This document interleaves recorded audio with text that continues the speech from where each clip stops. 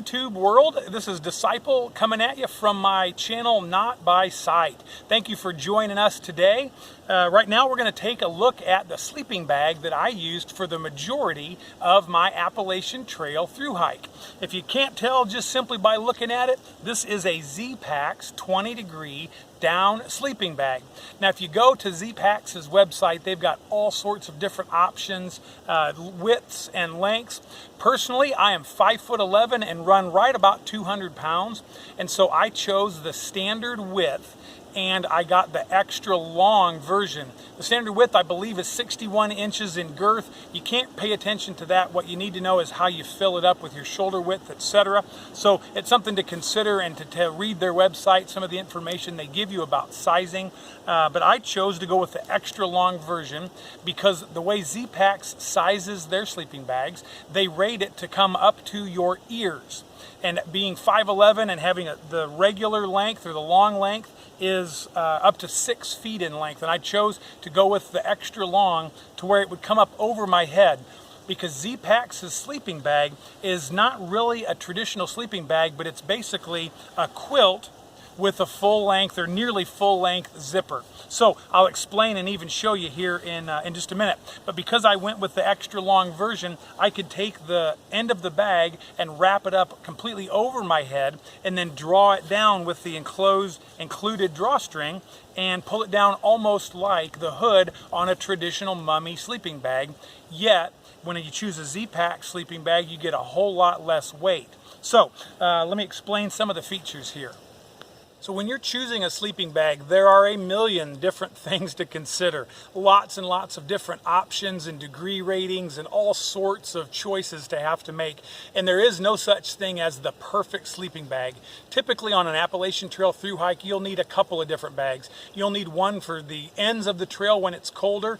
Starting for me northbound down in Georgia, temperatures got pretty low. I needed a lot warmer bag down there in the middle of the trail in the summer months. I chose to go with a lot lighter quilt, and I'll show you that on a later video. But for right now, we're going to talk about this particular bag, which again is the 20-degree down sleeping bag from Zpacks.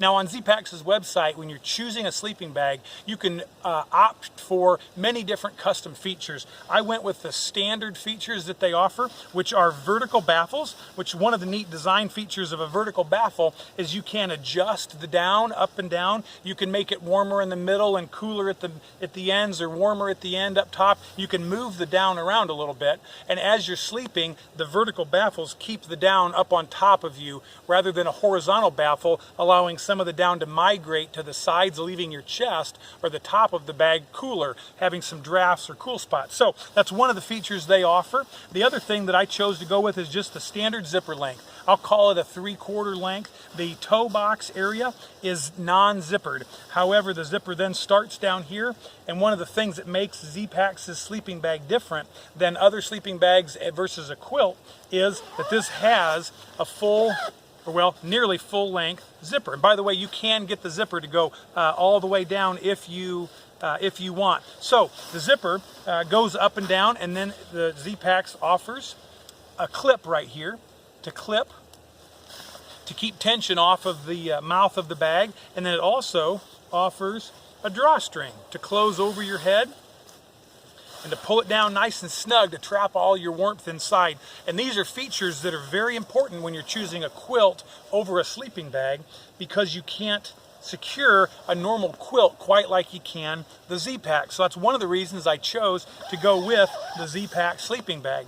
Now, I will say before I get further into the description of this bag, overall, I absolutely love this sleeping bag. Is it perfect? Nope, it sure isn't. And were there nights when I got pretty chilly? Yep, absolutely. But first, let's take just a second and talk about the degree rating system. What in the sleeping bag industry, there's what they call a European norm, or an EN rating of a bag. And all that is a general number to hopefully compare apples to apples when looking at different bags from different manufacturers, etc. That number, like in this case, a 20-degree sleeping bag, does not mean that you'll be comfortable down to 20 degrees. It's just a way to compare weights and sizes with other bags that claim to be about 20 degrees in rating. Again, that EN number. For me personally, the way I sleep, I have to add about 15 degrees to most EN numbers for comfort for myself. In a tent, there's so many different factors that go into that, what you're wearing underneath and all those things. But I had this bag down to about 30 degrees, maybe 29 degrees with a decent amount of wind. And I was on the fringe of being uncomfortably cool in it. So for me, this kept me warm to about 30 degrees with a base layer on, with a puffy jacket on, possibly a stocking cap. Lots of factors go into how a bag keeps you warm. But overall, for an Appalachian Trail through hike, this 20-degree bag, you just can't hardly go wrong with it. I wouldn't have necessarily wanted a warmer bag because then you're carrying more weight, more bulk, and most of the time you don't need it. So that's up to you to determine what degree rating to pick. But just know that those numbers are not comfort ratings.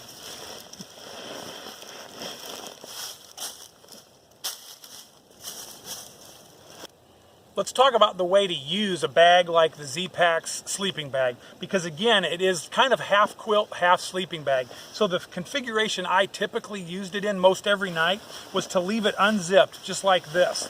And then I would lay down on my sleeping pad and stuff my feet down into the end of the bag. And typically, I would lay kind of like this until I started getting colder and colder, and then gradually work my way into the bag more and more. Now the one nice feature of something like this, this quilt style sleeping bag, is you've got the option of leaving it draped over you,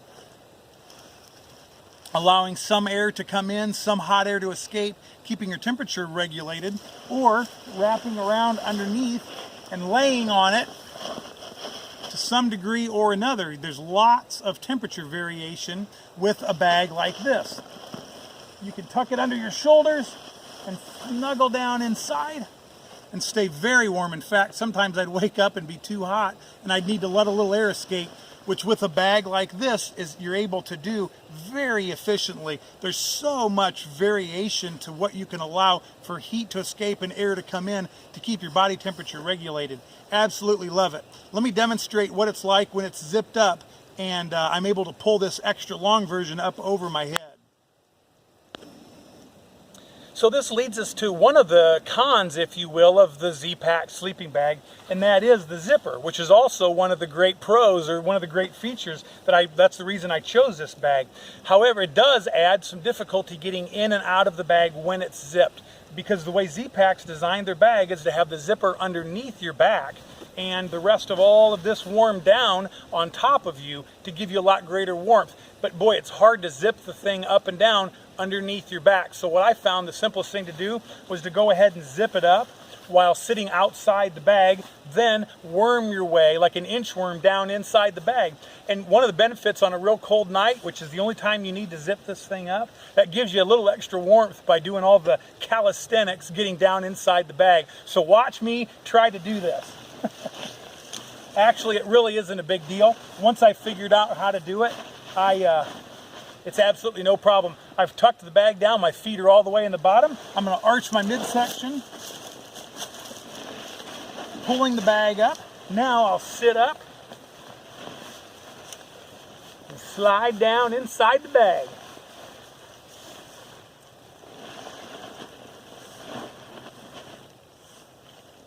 Give me a few minutes, let me take a quick nap.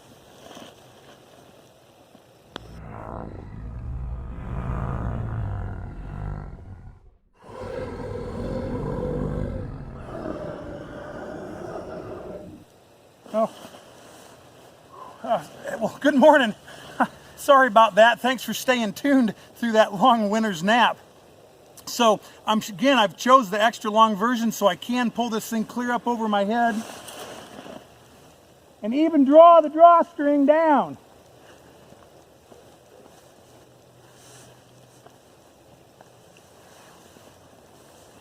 You can leave it open barely and let just your nose stay out for the coldest of cold nights.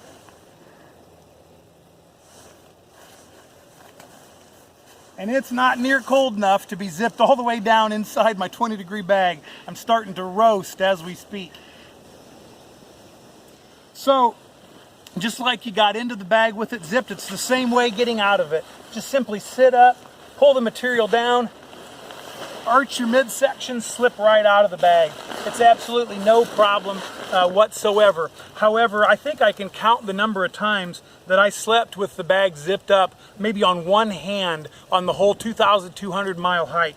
I found that possibly the bag is even warmer with it unzipped and wrapped very tightly underneath my shoulders and wiggled down and getting it clear underneath my body. It can be even tighter around my body, so I think it might even be warmer unzipped and wrapped tightly around my body. That's something that everybody has to play with and decide for yourselves how you're going to use this bag.